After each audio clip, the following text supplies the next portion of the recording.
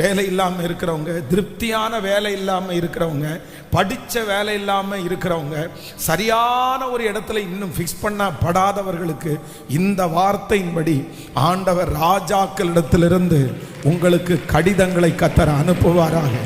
ராஜாக்களிடம் இருந்து உங்களுக்கு appointment letter வருவதாக. இயேசுவின் நாமத்தினால் அது நடக்கட்டும்.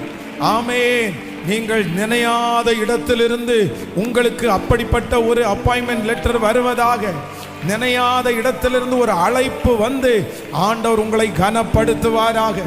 நினையாத இடத்திலிருந்து ஒரு பிசினஸ் வரட்டும்.